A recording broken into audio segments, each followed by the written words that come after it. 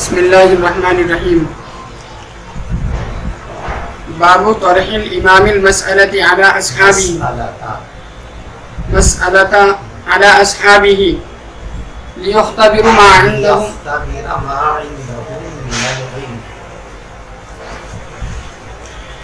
دیکھیے یہ فرماتے ہیں کہ استاذ کو پڑھاتے وقت اپنے شاگردوں کی جانچ پڑتال بھی کرتے رہنا چاہیے، یعنی کبھی کبھی ان سے کچھ سوالات کر لینے چاہیے۔ وہ ان سوالات کا جواب دیں گے تو اس سے پتہ چلے گا کہ ان کو کتنا علم حاصل ہوا، کتنی استعداد ان کے اندر پیدا ہوئی، اور استاذ کے علوم کو کس حد تک انہوں نے اپنے اندر لے لیا۔ اس لیے کبھی کبھی سوالات کرتے رہنا چاہیے۔ ایسا نہیں کہ بس پڑھاتے رہو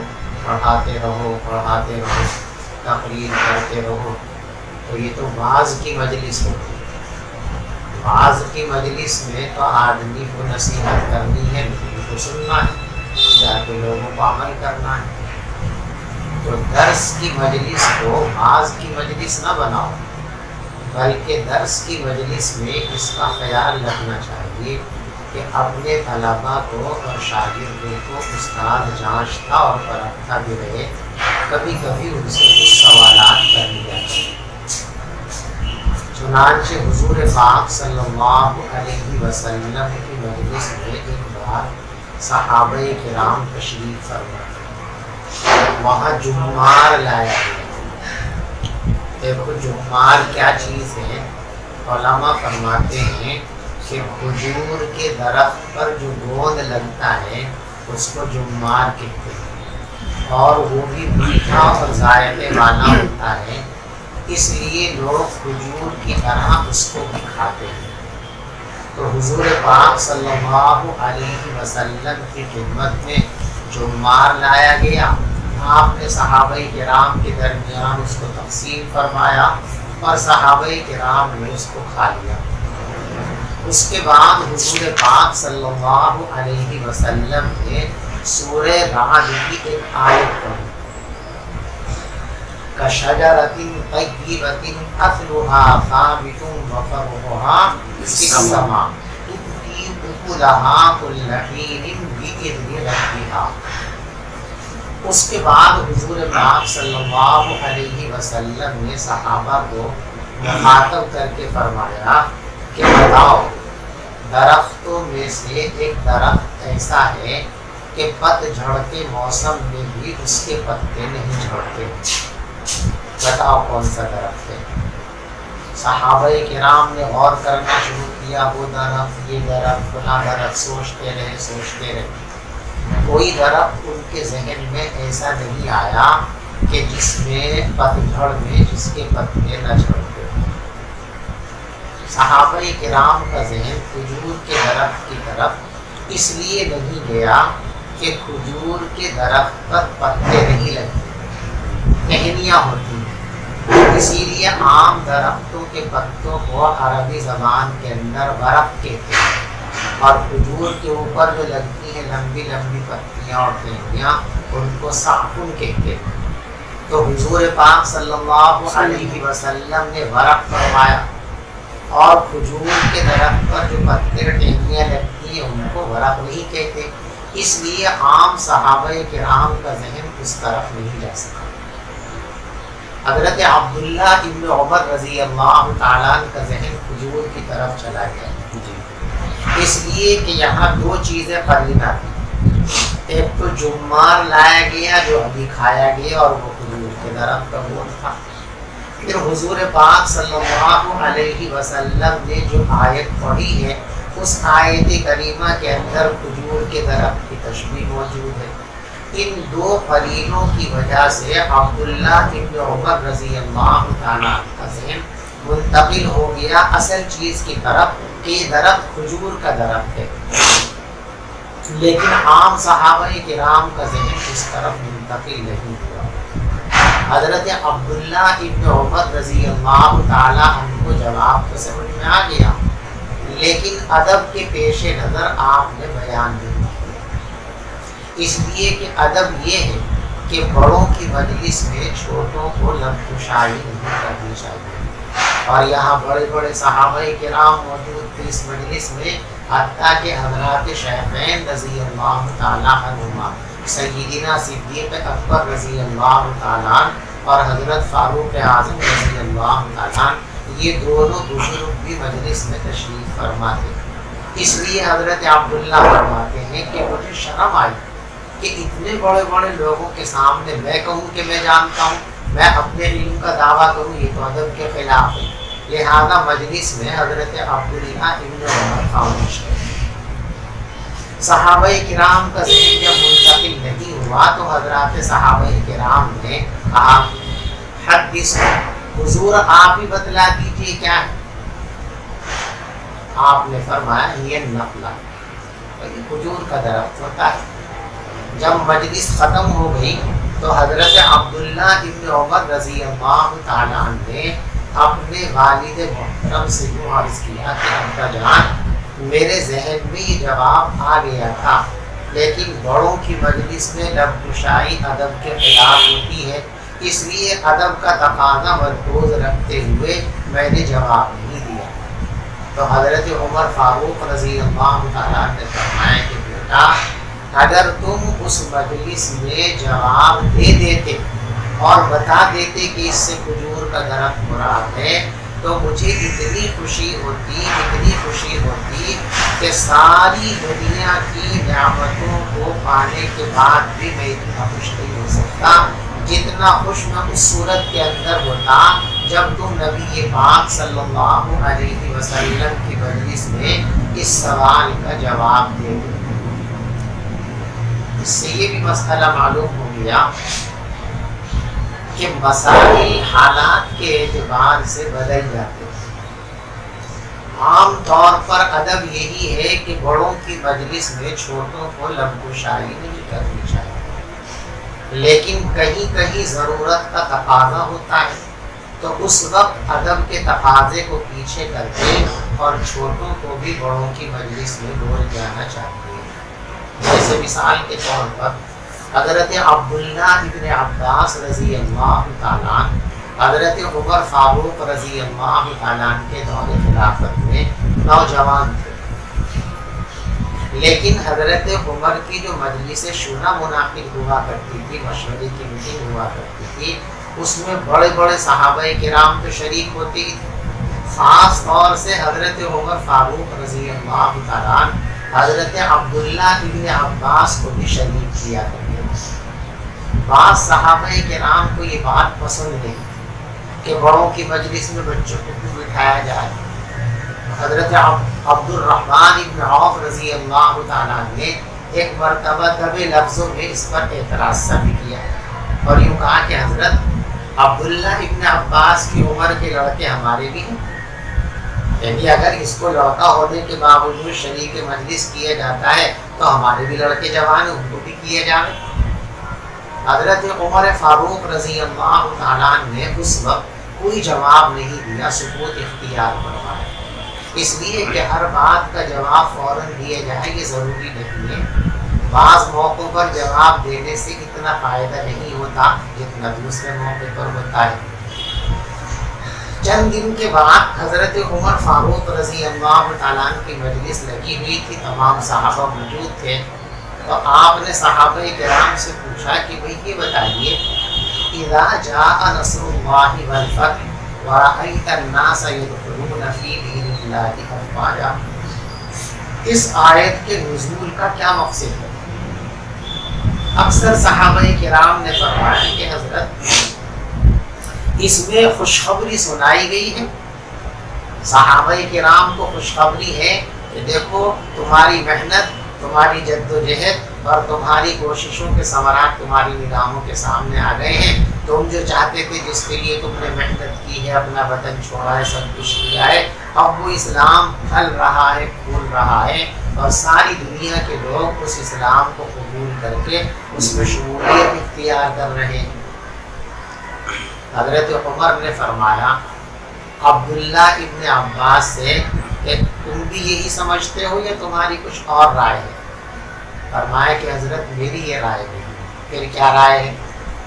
فرمایا کہ اس آیت کریمہ میں، اس صورت مبارکہ میں حضور پاک صلی اللہ علیہ وسلم کی وفات کی خبر دی گئی. آپ کو متنبہ کیا گیا اور بتایا گیا کہ دنیا میں جس مقصد کے لیے آپ کو بھیجا تھا، کیا مقصد تھا؟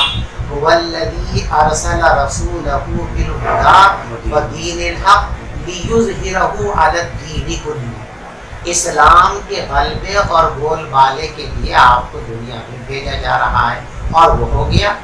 اور جب کوئی آدمی کسی جگہ جاتا ہے کسی مقصد کے لیے، تو مقصد پورے ہونے کے بعد اس کو وہاں سے لوٹنا ہوتا ہے. تو دنیا میں جس مقصد کے لیے آپ کو بھیجا گیا تھا وہ مقصد پورا ہو گیا، لہذا اب آپ کو دنیا سے واپس آنا ہے. تو اس سورہ کے اندر اذا جاء نصر اللہ والفتح کے اندر حضور پاک صلی اللہ علیہ وسلم کو یہ خبر دی گئی کہ اب آپ کی دنیاوی زندگی پوری ہو چکی ہے، اب آپ آخرت کی طرف خصوصی توجہ فرمائیے. فَسَبِّحْ بِحَمْدِ رَبِّكَ وَاسْتَغْفِرْهُ إِنَّهُ كَانَ تَوَّابًا. تو اب دیکھیے عبداللہ ابن عباس رضی اللہ تعالیٰ چھوٹے ہیں، سارے صحابہ عمر کے اعتبار سے وہاں بڑے ہیں، مرتبے کے اعتبار سے بھی بڑے ہیں. اب یہاں عبداللہ ابن عباس رضی اللہ تعالیٰ عنہ اگر ادب کے پہلو کو سامنے رکھتے، جبھی چونکہ بڑے بڑے اکابر علماء موجود ہیں، ان کی رائے سے اختلاف کروں گا تو یہ سوء ادب ہے. ایسی صورت کے اندر حضرت عمر کا منشا تھا وہ پورا ہوتا نہیں ہوتا نا. اور دوسرا یہ نقصان ہوتا کہ ایک صحیح بات کے علم سے لوگ محروم رہ جاتے. تو اب تقاضا یہ ہے کہ ادب کے پہلو کو نظر انداز کرو اور یہاں پر بولو. سمجھ میں آ رہی بات؟ تو اگر کوئی خاص تقاضا اور مصلحت نہ ہو تو بڑوں کی مجلس میں چھوٹوں کو خاموش رہنا چاہیے. لیکن کوئی مصلحت ہو، کوئی تقاضا ہو، کوئی خاص فائدہ ہو تو پھر ادب کے پہلو کو نظر انداز کر کے پھر انسان کو چھوٹا ہونے کے باوجود بھی بڑوں کی مجلس میں صحیح بات کو پیش کر دینا چاہیے تاکہ وہ خاص مقصد پورا ہو سکے. بات سمجھ میں آ گئی؟ بہرحال حضور پاک صلی اللہ علیہ وسلم نے یہ سوال یہ انداز سے کیا تھا، کسی کا ذہن اس طرف نہیں گیا تھا. اسی سے امام بخاری رحمۃ اللہ علیہ نے مسئلہ مستنبط کیا کہ حضور سب کے معلم ہیں، تمام صحابہ آپ کے شاگرد ہیں، تو آپ نے شاگردوں سے سوال کیا ان کے ذہن کو آزمانے کے لیے.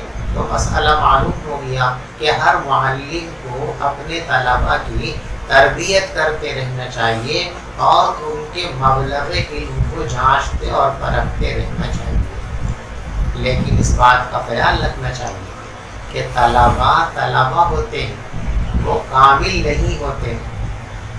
اگر کامل ہو گئے ہوتے طالب علم بن کے کیوں بیٹھتے؟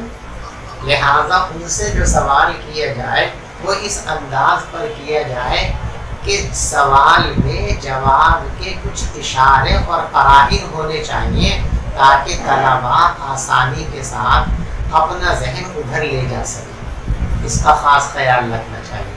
حضور پاک صلی اللہ علیہ وسلم نے سوال کیا تو سوال سے پہلے دو قرینیں رکھ دی. ایک تو جمعات جو کھجور کے درخت کا گون ہوتا ہے، اور اوپر سے وہ آیت پڑھ دی جس میں کھجور کے درخت کی تشبیہ. آپ سمجھ میں آ رہی؟ تو اس کا دھیان رکھنا چاہیے. چنانچہ ہمارے دارالعلوم دیوبند کے ایک بہت بڑے استاد گزرے ہیں، اللہ ان کے درجات کو بلند فرمائے، حضرت مولانا عبدالاحد صاحب رحمۃ اللہ علیہ. دیوبند کے بڑے اساتذہ تھے، بڑے بزرگ تھے، اللہ ان کو بلند فرمائے. ہمارا جو سٹلے میں مدرسہ جو ہم نے پڑھا ہے بچپن میں، شہر جامع کا قاعدے اور حدیث سے لے اکثر و بیشتر حضرت مولانا عبدالاحد صاحب رحمۃ اللہ علیہ وہاں امتحان لینے تشریف لاتے تھے. تو میرا سال دوم تھا، حافظ کی جماعت میں تھا. تو جب ہمارا امتحان لینے کے لیے حضرت بیٹھے تو حضرت کا عجیب انداز تھا امتحان لینے کا بھی. چارپائی پہ بیٹھ جاتے تھے اور تکیے 2-3 ایسے لگے ہوئے تھے تو اس طرح کر کے بیٹھ جاتے تھے اور یہ آنکھ بند فرما لیا کرتے تھے اور پھر سوال فرماتے تھے. ایک جگہ جو عبارت پڑھی ہم نے اس کا ترجمہ کرنے میں ہم سارے لوگ اٹک رہے تھے، اس لیے کہ وہاں واو تھا اور وہاں بمانا ماں تھا، اور ہم واو عاطفہ کے اعتبار سے اس کو سوچ رہے تھے تو اور ترجمہ کریں تو بات نہیں بن گئی. تو جب تھوڑا سا ہم جھجھ کے تمام ساتھی تو حضرت رحمۃ اللہ علیہ نے فرمایا کہ آپ مل جل کے بتا دو. آپ حضرت کا تکیہ کلام تھا، کچھ بھی بات کے آپ ایسا ہے تو فرمایا بھائی آنکھ پہ مل جل کے بتا دو. بس یہ لفظ مل جل کے جیسے حضرت نے فرمایا تو میرے ذہن میں فوراً آ گیا، ساتھ ترجمہ اس کا کر دیا. تو یہ ہے طریقہ کہ شاگردوں سے سوال کرو تو کوئی ایسا قرینہ وہاں چھوڑ دیا جائے جس سے شاگردوں کا ذہن آسانی کے ساتھ اس طرف منتقل ہو جائے. تو یہاں حضور پاک صلی اللہ علیہ وسلم نے سوال فرمایا اور کچھ قرینے بھی رکھے تاکہ آسانی کے ساتھ صحابہ کا ذہن اس طرف منتقل ہو جائے. بات سمجھ میں آ گئی؟ باب ترحیل امام المسألۃ علی اصحابہ، امام کو مسئلہ اپنے شاگردوں کے سامنے پیش کرنا چاہیے، لیختبر ما عنده من العلم، تاکہ آزما لے اور جانچ لے کہ ان کے پاس کتنا علم ہے. پڑھیے روایت. وبه قال حدثنا خالد بن مخلد قال حدثنا سليمان بن بلال قال حدثنا عبد الله بن دينار عن ابن عمر عن النبي صلى الله عليه وسلم قال إن من الشجر شجرة لا يسقط ورقها. یہ ان کا اسم ہے اور ان کا اسم کیسا ہوتا ہے؟ منصوب ہے. ان من الشجر شجرة لا يسقط ورقها وإنها مثل المسلم. اس کو مثل اور مثل دونوں طریقے سے پڑھ سکتے ہیں. وَأَنَّهَا مِثْلُ الْمُسْلِمِ وَأَنَّهَا مَثَلُ الْمُسْلِمِ حَدِّثُونِي مَا هِيَ قَالَ فَوَقَعَ النَّاسُ فِي شَجَرِ الْبَوَادِ قَالَ عَبْدُ اللَّهِ فَوَقَعَ فِي نَفْسِي أَنَّهَا نَخْلَةٌ فَاسْتَحْيَيْتُ ثُمَّ قَالُوا حَدِّثْنَا يَا رَسُولَ اللَّهِ مَا هِيَ قَالَ هِيَ النَّخْلَةُ. حضور پاک صلی اللہ علیہ وسلم نے فرمایا درختوں میں ایک درخت ایسا ہے کہ اس کے پتے پتجھڑ کے موسم میں نہیں گرتے ہیں. وَإِنَّهَا مَثَلُ الْمُسْلِمِ، اور وہ مسلمان کی مثال ہے. بتاؤ وہ کیا ہے؟ تو لوگ سوچنے لگے جنگلوں کے درختوں کے بارے میں. عبداللہ کہتے میرے دل میں یہ بات آ گئی کہ یہ کھجور کا درخت ہے، لیکن مجھے شرم آئی. پھر لوگوں نے حضور سے کہا حضور آپ ہی بتا دیجئے وہ کون سا درخت ہے. تو آپ نے فرمایا کہ وہ نخلا ہے، کھجور کا درخت ہے. دیکھو کھجور کے درخت کو حضور پاک صلی اللہ علیہ وسلم نے مومن کی مثل قرار دیا. اس کی کیا وجہ ہے؟ بعض حضرات نے اس کی وجہ یہ بیان کی ہے کہ کھجور کا درخت 12 ماسی درخت ہوتا ہے. اب تو تقریباً تمام ہی درختوں کے پھل 12 ماسی ہو گئے. جب موسم ہوتا ہے تو لوگ تازہ پھل کھاتے ہیں اور اس کے بعد ان کو جو ہے بل میں اسٹور کر دیا جاتا ہے، نکالنے والے کھاتے رہتے ہیں. 12 مہینے چلتا ہے. پہلے زمانے کے اندر جو ہے جو پھل موسمی ہوتے تھے، موسم آیا کھا لیے تھے، یہ موسم گیا ختم. لیکن کھجور 12 ماسی، کھجور کا پھل 12 مہینے لوگ استعمال کرتے تھے. تو 12 ماسی یعنی جس طریقے سے کھجور کا درخت 12 مہینے لوگوں کو فائدہ پہنچاتا ہے، ایسے ہی مومن جو ہے یہ سراپا خیر، اور مومن کی خیر کسی ایک وقت کے ساتھ وابستہ نہیں ہے، بلکہ مومن بھی اپنے ایمان اور اپنے علم اور اپنے عمل سے ہمیشہ اللہ کی مخلوق کو اور اللہ کے بندوں کو فائدہ پہنچاتا رہتا ہے. اس لیے کھجور کے درخت کی تشبیہ مومن کے ساتھ دی گئی ہے. باب القراءة والعرض على المحدث والعرض على المحدث. ورأى الحسن تو رک جائے. دیکھو پہلے میں نے یہ بات آپ کو بتا دی تھی، پھر دوبارہ ذہن نشین کریں. شروع زمانے میں ایک عرصے تک حدیث کے پڑھنے اور پڑھانے کا طریقہ یہ تھا کہ استاد حدیث کی تلاوت کرتے اور پڑھتے تھے اور شاگرد اس کو سنتے تھے اور اپنی کاپیوں میں لکھتے تھے. ٹھیک ہے. اس کے بعد مجمع کثیر ہونے لگا، بڑھتا گیا دائرہ، تو پھر ایک نیا طریقہ اختیار کیا گیا اور اس طریقے کو سب سے پہلے اختیار کیا حضرت امام مالک رحمۃ اللہ علیہ. یعنی حضرت امام مالک رحمۃ اللہ علیہ جب موطا پڑھاتے تھے تو ایک زمانے میں تو ان کا معمول یہ تھا کہ حضرت خود موطا کی تلاوت فرماتے تھے اور آپ کے شاگرد اس کو سن لیا کرتے تھے، اپنی کاپیوں میں نقل کر لیا کرتے تھے. لیکن پھر امام مالک رحمۃ اللہ علیہ نے طرز بدلا کہ امام مالک رحمۃ اللہ علیہ اپنی مسند پر آ کر بیٹھ جاتے تھے اور آپ کے شاگردوں میں سے کوئی ایسا شاگرد جس نے پہلے موطا حضرت سے پڑھ رکھی ہے تو وہ پڑھتا تھا موطا کو، حضرت سنتے رہتے تھے. کہیں تسبیح کی ضرورت پیش آتی تو تسبیح فرما دیتے اور تمام طلبہ اور حاضرین مجلس اس کو سن لیا کرتے. حضرت امام مالک رحمۃ اللہ علیہ نے جب یہ نیا طریقہ شروع کیا تو اختلاف ہو گیا. اور یہ ایک فطری بات ہے کہ دنیا میں جب بھی کوئی نیا طریقہ آتا ہے، نئی چیز آتی ہے تو سارے لوگ ایک دم اس کو تسلیم نہیں کرتے. کچھ تسلیم کرتے ہیں، کچھ تسلیم نہیں کرتے. آہستہ آہستہ جب اس چیز کی افادیت لوگوں کے سامنے آنے لگتی ہے تو اختلاف پاش پاش مزمحل ہو جاتا ہے اور وہ چیز رائج ہو جاتی ہے. تو اس میں اختلاف ہوا کہ یہ جائز بھی ہے کہ ناجائز ہے. کچھ دن تک یہ بحث چلی، اس کے بعد سب کا اتفاق ہو گیا کہ جائز ہے.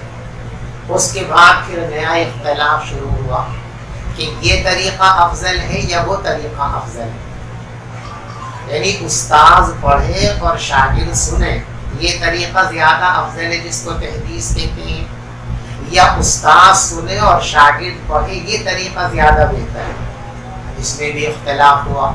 بعض لوگ فرماتے تھے کہ تحدیث استاذ پڑھے اور شاگرد سنے یہ بات زیادہ بہتر ہے،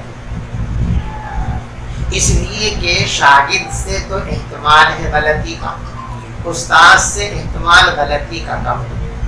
اور بعض لوگ اس کے برعکس کہتے ہیں کہ استاذ بھی انسان ہے، شاگرد بھی انسان ہے. جیسے شاگرد سے غلطی ہو سکتی ہے، استاذ سے بھی ہو سکتی ہے. اب استاذ پڑھ رہا ہے اور اتفاقاً اس سے غلطی ہو گئی تو شاگرد تو شرما حضوری اور ڈر میں اصلاح کرے گا نہیں، تو غلطی ہی رہ جائے گی. اس کے برخلاف شاگرد پڑھ رہا ہے، کہیں غلطی ہوگی تو استاد فوراً ٹوک کی اصلاح کر دیں گے. بہرحال دونوں نقطۂ نظر تھے. بعض لوگوں کے نزدیک استاذ کا پڑھنا اور شاگرد کا سننا یہ افضل، اور بعض حضرات کے نزدیک شاگرد کا پڑھنا اور استاذ کا سننا یہ افضل. لیکن یہ اختلاف بھی ایک دور میں رہا، آگے چل کر کے یہ اختلاف بھی ختم ہو گیا. اب دونوں کا ایک ہی درجہ ہے، استاذ پڑھے شاگرد سنے، شاگرد پڑھے استاذ سنے. دونوں میں کوئی فرق کی بات نہیں ہے، دونوں طریقے درست اور جائز. بات سمجھ رہی؟ استاذ کے سامنے شاگرد حدیث پڑھے اور استاد اس کو سنے، اس کو کہتے ہیں قراءت علی المحدث. کیا کہتے ہیں؟ قراءت علی الاستاذ. ٹھیک ہے نا؟ اور عرض علی الاستاذ دونوں لفظ بولے جاتے ہیں. ٹھیک ہے نا؟ تو امام بخاری رحمۃ اللہ علیہ اس باب کے اندر یہ بات بیان فرما رہے ہیں کہ جس طریقے سے استاذ کا پڑھنا اور شاگردوں کا سننا یہ صحیح اور درست ہے حدیث کے پڑھنے اور پڑھانے کے لیے، اسی طریقے سے شاگرد کا پڑھنا اور استاذ کا سننا یہ بھی معتبر ہے اور درست ہے، اور اس کو بھی شاگرد حدثنی کہہ کر کے بیان کر سکتا ہے. القراءۃ والعرض علی المحدث. استاذ کے سامنے شاگرد کا حدیث کو پڑھنا اور پیش کرنا، یہ باب کا عنوان ہو گیا۔ اب دلائل کا سلسلہ شروع فرماتے ہیں، دیکھیے ورأى الحسن والثوری ومالک القراءة جائزۃ، تین بزرگوں کا فتویٰ نقل فرماتے ہیں۔ نمبر 1 حضرت حسن بصری رحمۃ اللہ علیہ، نمبر 2 حضرت سفیان ثوری رحمۃ اللہ علیہ، نمبر 3 حضرت امام مالک رحمۃ اللہ علیہ۔ تینوں بڑے بزرگ ہیں، تین لوگوں کا فتویٰ لائے ہیں امام بخاری رحمۃ اللہ علیہ۔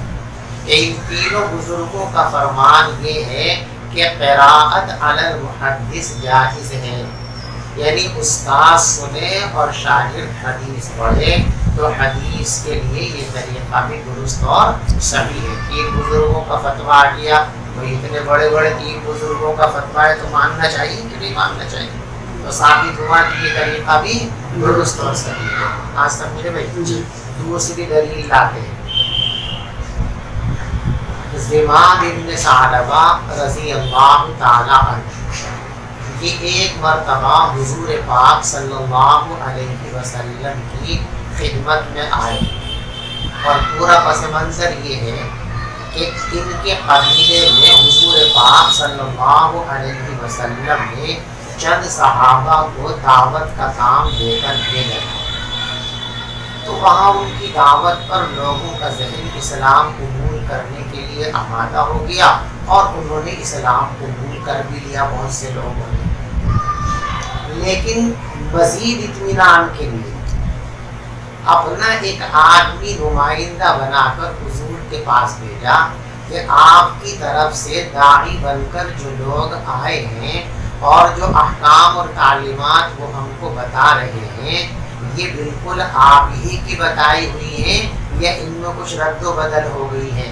اس تصدیق کے لیے زمام ابن ثعلبہ رضی اللہ تعالیٰ عنہ کو حضور پاک صلی اللہ علیہ وسلم کی خدمت میں بھیجا گیا۔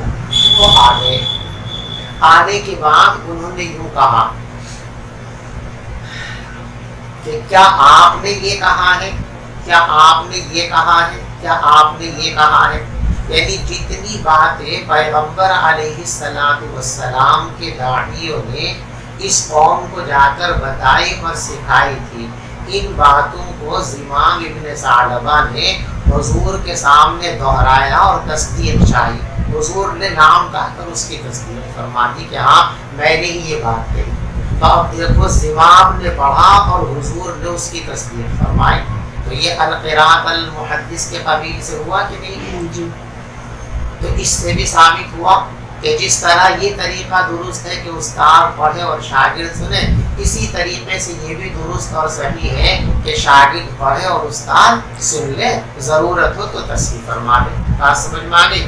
اسی کو فرما دے وَاحْتَجَّ بَعْضُهُمْ فِي الْقِرَاءَةِ عَلَى الْعَالِمِ بِحَدِيثِ زِمَامِ بْنِ ثعلبہ، اور بعض علماء نے قراءت علی العالم کے جواز پر استدلال فرمایا ہے زمام ابن ثعلبہ کی حدیث سے، اس لیے کہ انہوں نے پیغمبر علیہ السلام سے آ کر یوں کہا تھا اللہ امرک ان نصلی الصلاۃ، کیا اللہ نے آپ کو یہ آرڈر دیا ہے کہ ہم نماز پڑھا کریں؟ قال نعم، حضرت نے فرمایا کہ ہاں مجھے اللہ نے اس بات پر حکم دیا ہے۔ فَهَذِهِ قِرَاءَةٌ عَلَى النَّبِيِّ، فرماتی یہ نتیجہ ہے کہ دیکھو یہ حضور کے سامنے پڑھنا ہوا۔ جی اخبر زمام قومه بذلك، پھر زمام نے اس بات کی خبر اپنی قوم کو جا کر دے دی، فاجازوه، تو انہوں نے اس کو مان لیا۔ تو زمام کی قراءت علی المحدث کی جو صورت ہے اس کو ان کی قوم نے تسلیم کیا، تو معلوم ہوا کہ قراءت علی المحدث بھی درست اور صحیح ہے، حدیث بیان کرنے کے لیے یہ طریقہ بھی صحیح ہے، اس میں بھی کوئی حرج کی بات نہیں ہے۔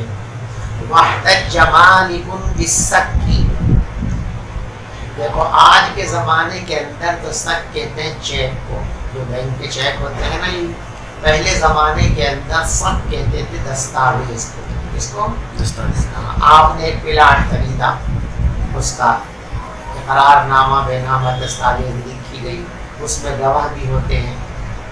تو منشی جو ہوتا ہے، لیکھک جو ہوتا ہے، محرر جو ہوتا ہے، وہ لکھتا ہے، ٹھیک، اور لکھنے کے بعد وہ اس کو پڑھ کر کے سناتا ہے. وہ جو گواہ وہاں کھڑے ہوئے ہوتے ہیں وہ اس کو نہیں پڑھتے، وہ سنتے ہیں، ٹھیک ہے، اور پھر اس پر وہ دستخط کر دیتے ہیں. اب جب یہ کورٹ کے اندر پیش ہوگا مسئلہ تو یہ کیا کہیں گے؟ اس کی گواہی دیں گے نا، کہ ہم گواہی دیتے ہیں کہ واقعتاً اس شخص نے یہ پلاٹ اس شخص سے خریدا تھا. تو ان کی یہ گواہی کورٹ کے اندر جو ہے قابل قبول ہے کہ نہیں؟ قابل قبول ہے.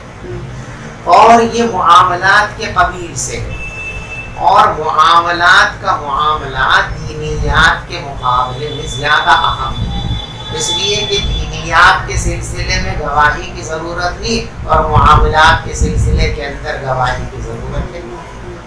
اور آن میں یہ نہیں کہا گیا کہ جب تم نماز پڑھا کرو کسی کو گواہ بنا لیا کرو، جب حج کو جایا کرو تو 2-4 گواہ بنا لیا کرو، ایسا تو نہیں ہے. لیکن کیا فرمایا کہ جب تم لین دین کیا کرو تو گواہ بنا لیا کرو. گواہ یہ زیادہ اہم ہے نا. تو جب یہاں یہ بات درست ہے کہ دیکھو ان لوگوں نے پڑھا نہیں، سنا ہے، اس کے باوجود یہی مانا گیا کہ یہ ان کا اپنا بیان ہے. تو جب معاملات کے اندر یہ ممکن ہے تو پھر جو ہے دینیات کے اندر بھی یہ بات ممکن ہے کہ استاد سنے صرف اور شاگرد اس کے سامنے پڑھے.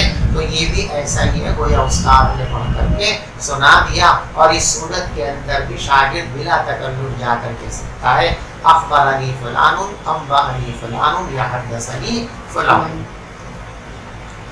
اور امام مالک رحمۃ اللہ علیہ نے قراءت علی المحدث کے سلسلے میں استدلال فرمایا ہے 6 دستاویز کے ذریعے، یقرأ علی القوم، کہ اس کو پڑھا جاتا ہے لوگوں کے سامنے، اور پھر وہ لوگ کہتے ہیں اشہدنا فلان، فلاں نے ہمیں اس کا گواہ بنایا تھا. وَيُقْرَأُ عَلَى الْمُقْرِ، دوسری دلیل لاتے ہیں کون؟ قرآن جب پڑھتے ہیں استاد تو بیٹھا رہتا ہے درسگاہ میں، ہے نا، طالب علم جو ہے وہ رٹتا ہے، یاد کرتا ہے، اور پھر استاد کے سامنے جا کر سبق سنا دیتا ہے. اگلا سبق اب قرآن پڑھ لیا اس نے. اب اس سے کوئی پوچھتا بھی تمہیں قرآن کس نے پڑھایا؟ فلاں قاری صاحب نے پڑھایا. حالانکہ فلاں قاری صاحب تو چپ بیٹھے تھے، پڑھا کس نے تھا؟ قاری صاحب نے تو سنا تھا نا. تو جیسے قرآن کے اندر جو ہے استاذ بیٹھ کر کے سنتا ہے اور شاگرد پڑھتا ہے، اور اس کو استاذ کی طرف منسوب کرتے ہیں کہ وہ یوں کہتا ہے کہ مجھے فلاں قاری صاحب نے پڑھایا. قرآن تو حدیث سے زیادہ اہم چیز ہے. جب حدیث قرآن کے اندر جو ہے عرض علی المعلم درست اور صحیح ہے تو حدیث کے اندر بدل کیا والا صحیح ہے. جیسے قرآن شاگرد پڑھتا ہے، استاد سنتا ہے، اور پھر وہ شاگرد کیا کہتا ہے آگے جا کر کہ مجھے فلاں قاری صاحب نے قرآن پڑھایا. تو ایسی محدث بیٹھا رہے، شاگرد سن لے اور تصحیح کر دے، تو اس شاگرد کو یہ حق ہے کہ وہ اس حدیث کو اپنے استاد کے حوالے سے بیان کر دے. اخبرنی فلان، حدثنی فلان، انبأنی فلان، کے اس کو بیان کر سکتا ہے. بات سمجھے؟ وَيُقْرَأُ عَلَى الْمُقْرِ، اور دیکھو قرآن قاری کے سامنے پڑھا جاتا ہے، مقری معلم. فَيَقُولُ الْقَارِئُ، تو متعلم کہتا ہے اقرأنی فلان، مجھے قرآن کریم فلاں قاری صاحب نے پڑھایا ہے. چلیے. وبه قال حدثنا محمد بن سلام قال حدثنا محمد بن الحسن الواسطي عن عوف عن الحسن قال لا بأس بالقراءة على العالم. وبه قال حدثنا عبيد الله بن موسى. سب سے پہلے حضرت امام بخاری رحمۃ اللہ علیہ نے 3 بزرگوں کا فتویٰ نقل کیا تھا نا جی، شروع میں بالکل ہے نا. ورأى الحسن والثوری ومالک القراءة جائزۃ، ٹھیک ہے نا. یہ تینوں کا فتویٰ یہاں اجمالی طور پر بیان فرمایا امام بخاری رحمۃ اللہ علیہ نے بغیر سند کے. اب ان تینوں فتووں کو علیحدہ علیحدہ سند کے ساتھ آپ کے سامنے لا رہے ہیں. وبه قال حدثنا محمد بن سلام قال حدثنا محمد بن الحسن الواسطي عن عوف عن الحسن قال حضرت حسن بصری رحمۃ اللہ علیہ فرماتے ہیں لا بأس بالقراءة على العالم. استاذ کے سامنے حدیث شاگرد تلاوت کرے تو اس میں کوئی حرج کی بات نہیں. حضرت حسن بصری کا فتویٰ دیا.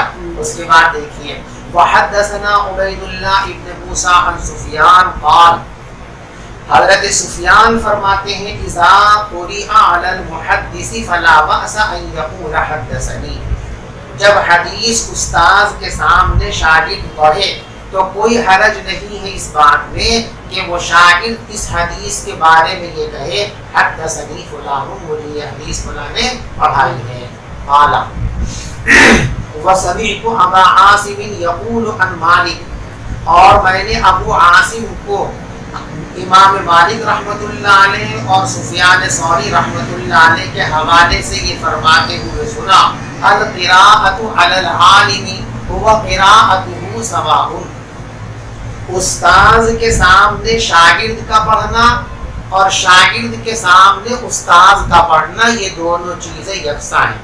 استاذ پڑھے شاگرد سنے، شاگرد پڑھے استاذ سنے، ان میں کوئی حرج کی بات نہیں. دونوں طریقے درست اور برابر ہے، دونوں میں کوئی حرج اور دونوں میں کوئی خرابی نہیں ہے. چلیے وبه قال حدثنا عبد الله بن يوسف قال حدثنا الليث عن حضرت امام ابن ثعلبہ کی جو روایت حوالہ دیا تھا شروع میں، اب اس روایت کو سند کے ساتھ لا رہے. دیکھیے عن سعید هو المقبوری عن شریک حضرت سعید جو مقبوری کہلاتے ہیں. دیکھو مقبوری قبرستان والا، تو ایسا نہیں کہ گورکند کے قبرستان میں کام کرتے تھے. پہلے میں نے آپ کو بتایا تھا کہ بالکل قبرستان کے قریب ان کا مکان تھا، اس لیے قبرستان والے کہلاتے تھے، مقبوری کہلاتے تھے.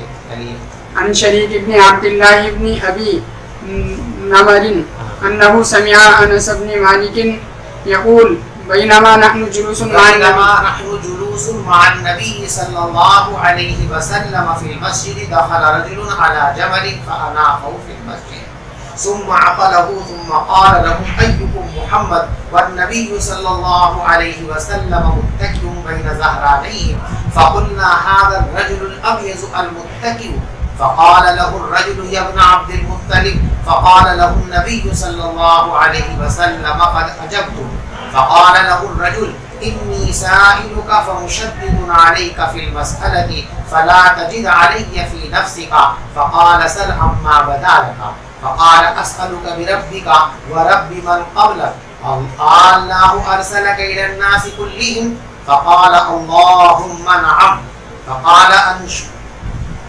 أنشدك بالله الله أمرك أن تصلي الصلوات الخمس في اليوم والليلة قال اللهم نعم فقال أنشدك بالله الله أمرك أن تصوم هذا الشهر من السنة قال اللهم نعم قال أنشدك بالله الله أمرك أن تأخذ هذه الصدقة من أغنيائنا فتقسمها على فقرائنا فقال النبي صلى الله عليه وسلم اللهم نعم فقال الرجل آمنت بما جئت به وأنا رسول من ورائي من قومي وأنا ذمام بن ثعلبة أخو بني سعد بن بكر رواه موسى وعلي بن عبد الحميد عن سليمان عن ثابت عن أنس عن النبي صلى الله عليه وسلم.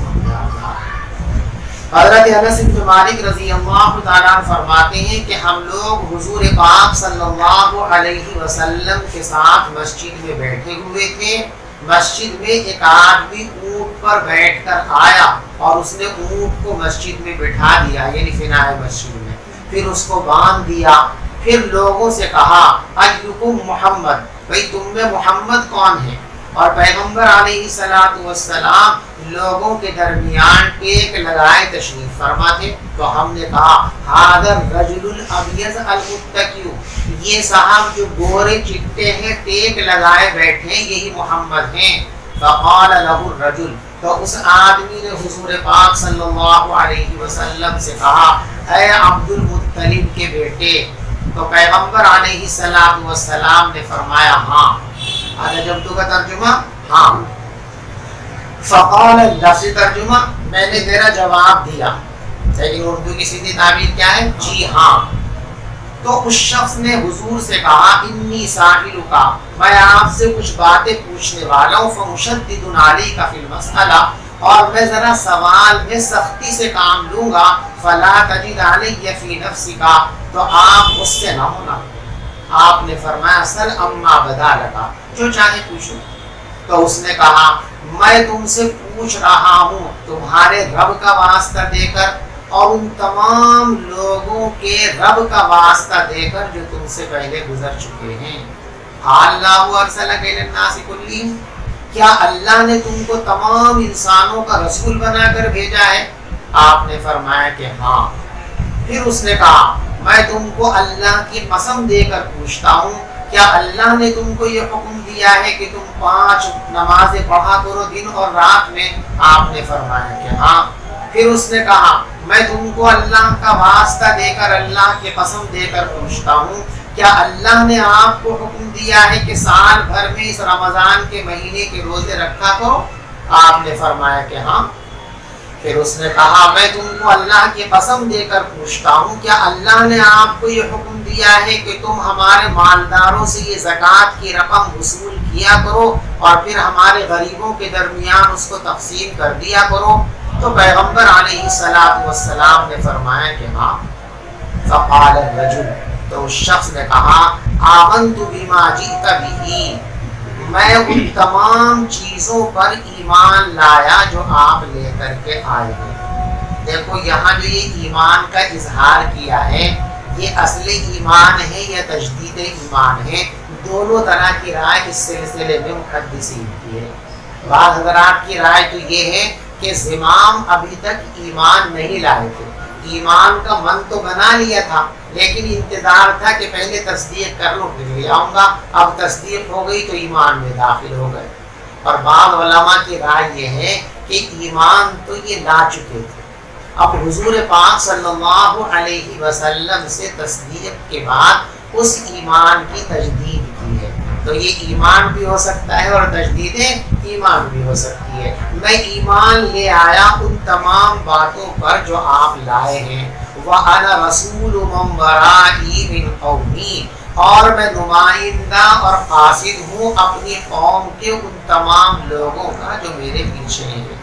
اور میرا نام زمام ابن ثعلبہ ہے، سعد ابن ابی بکر کے خاندان سے میرا تعلق ہے. یہ وہی خاندان ہے جس خاندان میں رسول پاک صلی اللہ علیہ وسلم نے دودھ پیا تھا.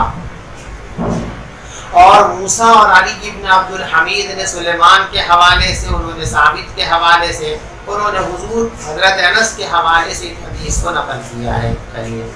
وبه قال حدثنا موسى بن اسماعيل قال حدثنا سليمان بن المغيرة قال حدثنا ثابت عن انس رضي الله عنه قال نهينا في القرآن ان نسأل حضور پاک صلی اللہ علیہ وسلم ایک مرتبہ مسجد نبوی میں تقریر فرمائے تھے. آپ نے تقریر فرمانے کے بعد ارشاد فرمایا سلونی، بھئی جو کچھ پوچھنا چاہتے ہو پوچھ لو. صحابہ کرام نے کچھ سوالات کیے. عبداللہ ابن ابی حذافہ یہ ایک صحابی ہے. کچھ لوگ ان کے نسب کے بارے میں افواہیں پھیلاتے تھے، اس طرح کی باتیں سماج میں مشہور ہو جاتی ہیں، تو ان کو اس سے تکلیف ہوتی تھی.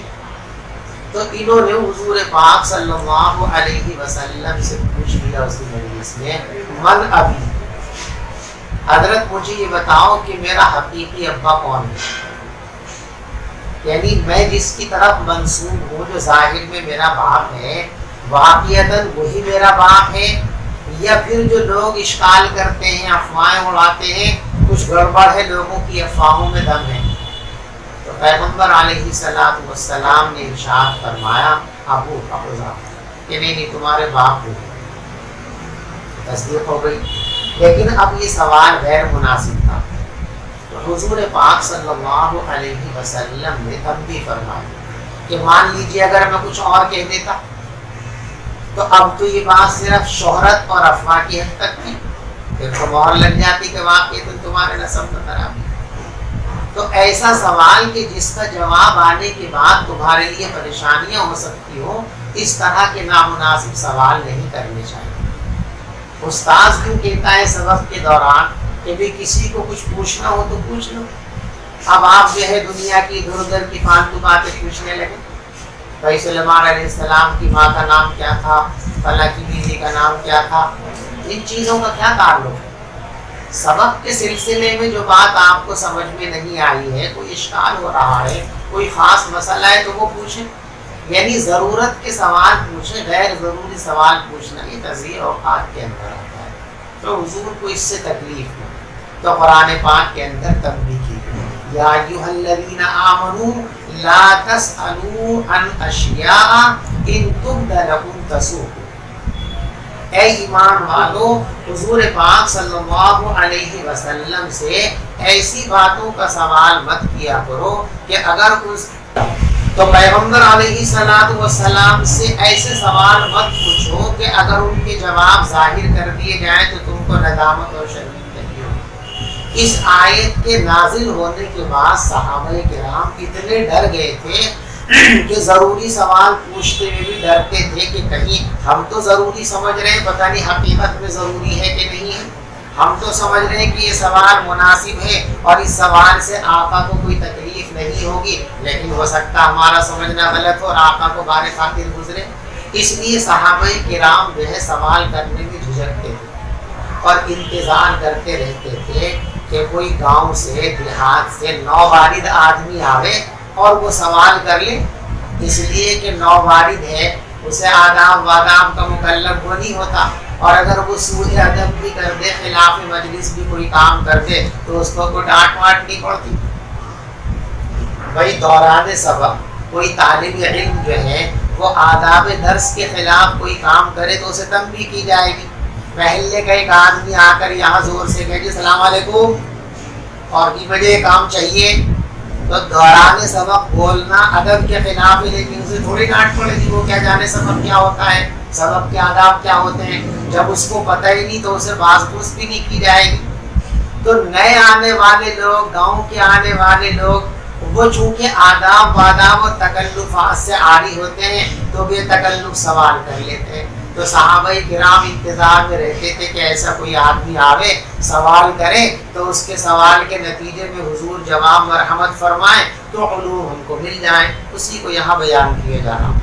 حضرت انس رضی اللہ تعالیٰ عنہ فرماتے نہینا فی القرآن ان نسأل النبی صلی اللہ علیہ وسلم، ہمیں قرآن میں منع کیا گیا تھا اس بات سے کہ ہم حضور پاک صلی اللہ علیہ وسلم سے سوال کریں۔ وَكَانَ يُعْجِبُنَا، اور ہم پسند کرتے تھے اس بات کو کہ دیہات کا رہنے والا کوئی آدمی آ جاوے جو سمجھدار ہو اور پھر وہ حضور سے سوال کر لے، وَنَحْنُ نَسْمَعُ، اور ہم سن لیں۔ صحابہ کی یہ تمنا رہتی تھی، تو ایک دن ان کی یہ تمنا پوری ہو گئی۔ فجاء رجل من اہل البادیہ، ایک روز گاؤں کے رہنے والے ایک صاحب آئے، فقال اتانا رسول اللہ، یہ وہی حدیث ہے جو اوپر گزری ہے، ذرا الفاظ بدلے ہوئے ہیں، اور آنے والے شخص نے کہا اتانا رسول کا، ہمارے پاس آپ کا نمائندہ اور قاصد آیا، فاخبرنا انک تزعم ان اللہ عز وجل ارسلک، اور اس شخص نے ہم سے یہ بتایا ہے کہ آپ یہ دعویٰ کرتے ہیں کہ اللہ تبارک و تعالیٰ نے آپ کو رسول بنا کر بھیجا ہے۔ قال صدقہ، تو حضرت نے فرمایا کہ میرا نمائندہ سچ کہتا ہے، واقعی میں اللہ کا رسول ہوں۔ قال فمن خلق السماء، پھر اس شخص نے کہا اچھا تو یہ بتاؤ آسمانوں کو کس نے پیدا کیا؟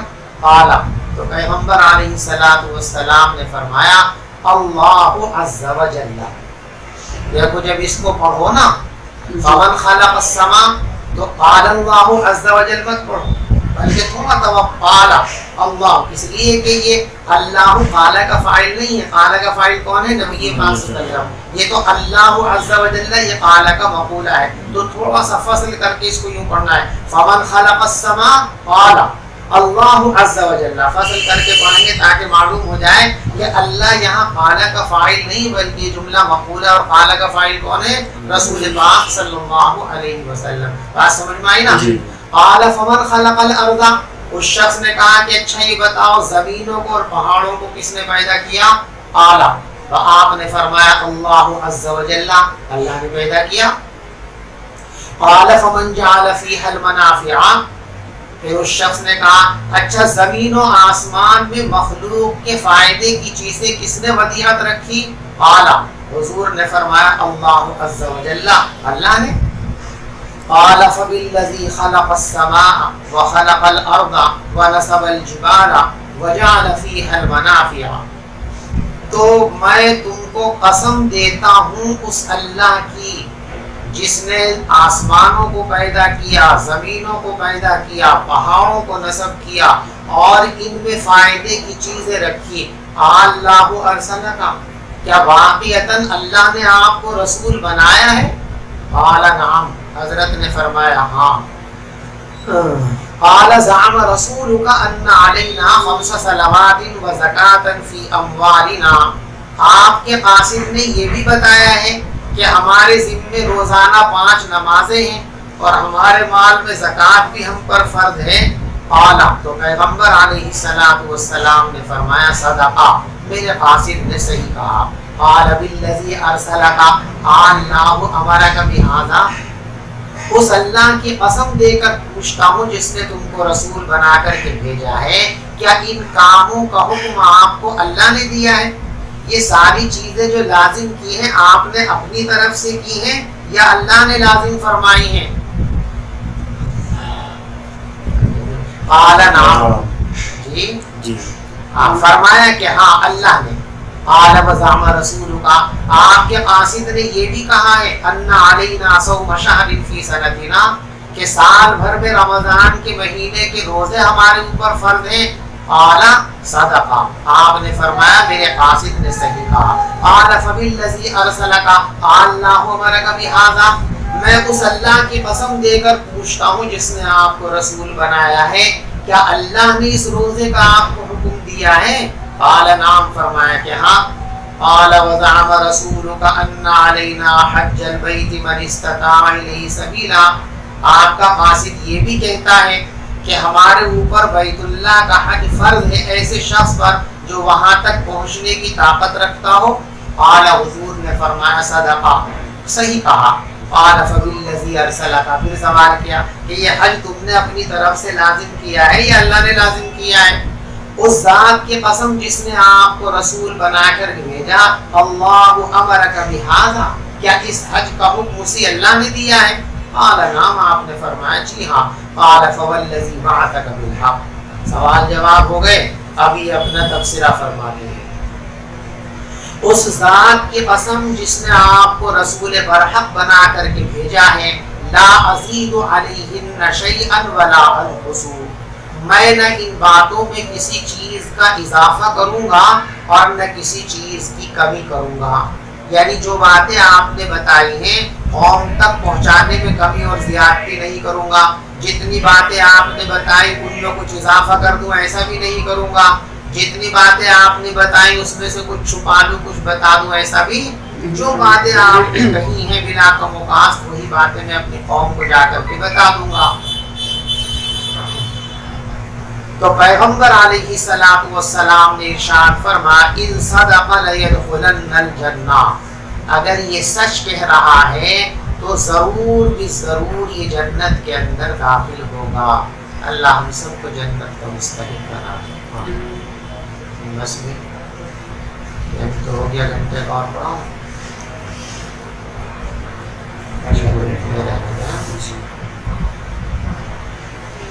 کسی کو کچھ پوچھنا بھائی؟ کوئی بات معلوم کرنی کسی کو؟ جی بھائی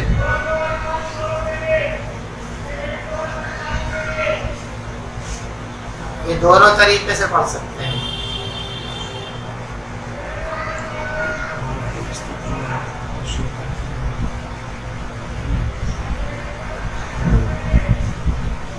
جی جی جی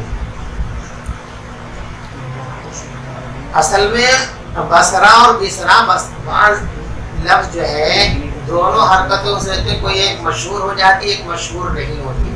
تو مصری اور بصری دونوں طریقے سے پڑھ سکتے ہیں. وہاں پہ کسرہ اور فتحہ دونوں ہیں لیکن فتحہ عوام کے اندر زیادہ مشہور ہے اس لیے لوگ بصری کہتے ہیں ورنہ مصری اور بصری دونوں سے. جی جی بتائیں. جی جی جی جی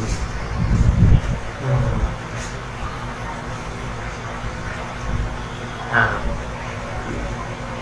دیکھو نہیں کوئی وجہ نہیں ہے. ایک نمبر جو ہے وہ ٹائٹل ہوتا ہے. جو ٹائٹل ہوتا ہے کتاب کا جہاں سے ورقہ شروع ہوا وہاں سے صفحات کی گنتی ہوتی ہے. اب ہم نے یہ کتاب اس طرح کھولی تو اب یہ پہلا صفحہ ہوا یہ جس پہ لکھا صحیح البخاری. ٹھیک ہے آپ کی کتاب سامنے رکھی ہے آپ کے سامنے کتاب جسے کھولو بالکل شروع میں ٹائٹل کھولو اس کا. اب یہ ٹائٹل جو ہے نا یہ صفحہ نمبر 1 ہے اور ادھر یہ صفحہ نمبر 2 ہے. ٹھیک ہے بات سمجھ میں آ گئی. اب ٹائٹل پہ نمبر 1 اس لیے نہیں ڈالتے کہ نمبر جو ہوتے ہیں یہ صفحات کی پہچان کے لیے ہوتے ہیں کہ یہ صفحہ نمبر کون سا ہے. اب پہلا جو صفحہ ہے ٹائٹل کا اس میں کسی کو مغالطہ ہو ہی نہیں سکتا. چوتھے پانچویں تیسرے میں تو مغالطہ ہو سکے کہ دوسرا ہے تیسرا ہے لیکن ٹائٹل جو ہے اس کے بارے میں کوئی شبہ نہیں. یہ تو مسلم ہے کہ یہی پہلا ہے اس سے پہلے تو کچھ ہو ہی نہیں سکتا. تو نمبر جو ہوتے ہیں وہ علامت کے طور پہ ہوتے ہیں اور علامت لگانے کا اہتمام وہاں کرتے ہیں جہاں مشتبہ ہونے کا اندیشہ ہو اور جہاں اشتباہ نہ ہو وہ علامت نہیں لگائی جاتی. تو صفحہ نمبر 1 جو ٹائٹل ہے یہ تو اتنا معین اور مشخص ہے کہ اس پہ نمبر 1 ڈالیں یا نہ ڈالیں ہر شخص جانتا ہے کہ یہ پہلا صفحہ ہے اس لیے اس پہ نمبر نہیں ڈالتے. اب اگلا جو آتا ہے اس پہ سے پھر 2 اور 3 اور 4 شروع کرتے ہیں. بات سمجھ میں آ گئی. اور پوچھنا کسی کو؟ جی جی بولی نہیں کوئی بس یہ وجہ جو میں نے بتایا اس سے زیادہ خاص اور کیا ہوگی. یہی وجہ ہے اصل یہی وجہ ہے یہی خاص ہے اس کے علاوہ کوئی وجہ نہیں. اور کسی کو پوچھنا کچھ بھائی؟